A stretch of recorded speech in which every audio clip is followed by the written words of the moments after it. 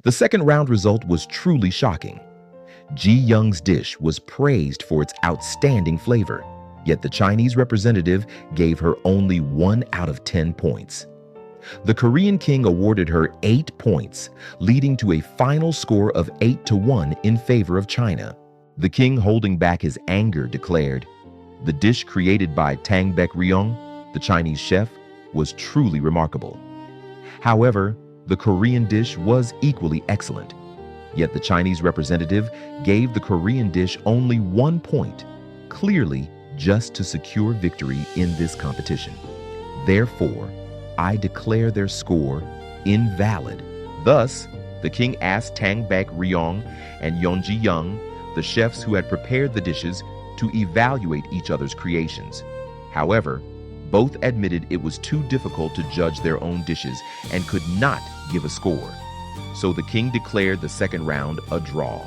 From the Chinese representative's perspective, if the third round also ended in a draw, China would be declared the overall winner, so he seemed to think it wasn't a bad outcome and agreed. The reason Tang Baek Ryong and Yeonji Young couldn't score their own dishes was that each had poured their utmost effort into creating the best dish with their teams, and they couldn't casually assign a score to something made with such dedication. Both chefs were not only skilled, but also showed remarkable character. A moment later, the king called out the exhausted Ji Young and suggested giving up the third round.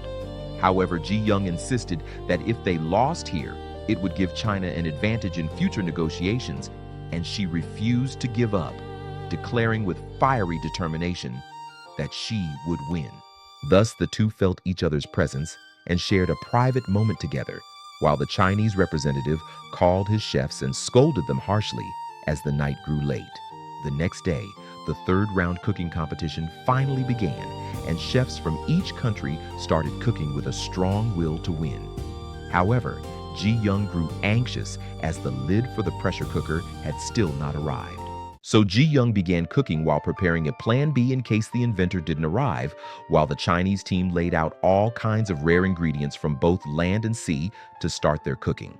Ji Young anxiously continued her cooking, but as she struggled with the Chinese team's superior ingredients, a strange sound came from outside.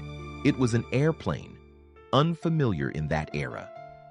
The soldiers were momentarily bewildered and aimed their swords at the strange-looking man in caution, but the warriors who had seen the inventor with the king recognized that he had brought the pressure cooker lid and guided him to the competition hall.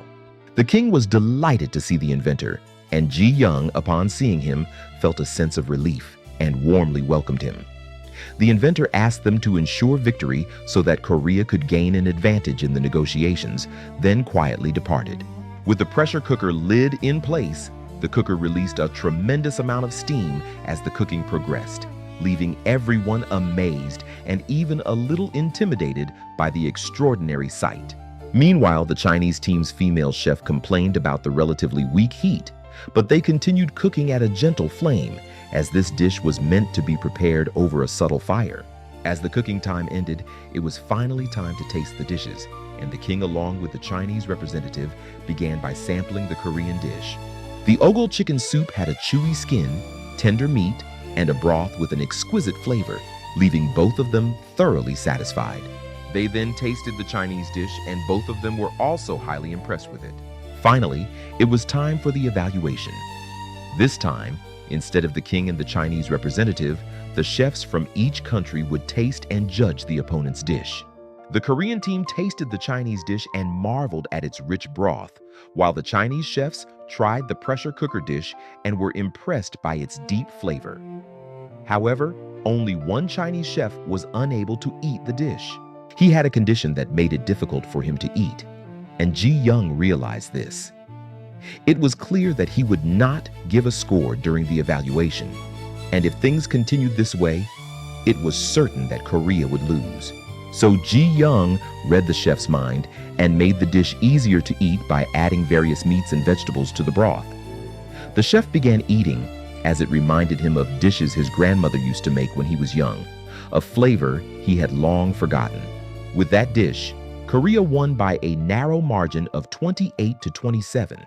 However, the Chinese representative, although acknowledging the result, began to throw a tantrum, declaring that he would give up everything to take Ji Young to China. Angered, the king headbutted the Chinese representative, and tensions between the soldiers of both countries nearly escalated into a clash. However, when the king's grandmother appeared carrying a letter from the Chinese royal family, the Chinese representative politely apologized and quietly departed. With Korea's victory, the negotiations proceeded favorably, and Ji Young was able to enjoy a peaceful sleep for the first time in a while. The next day, the king called his younger sibling after a long time and ordered the dish he had prepared during the cooking competition. The king and his sibling happily ate the meal and spent a joyful day together. That night, after finishing her work and returning to her lodging, Ji Young was ambushed by the mother of the king's younger sibling. She was assaulted and told that the king's sibling was in critical condition after eating the meal, and Ji Young was dragged away as the torture began.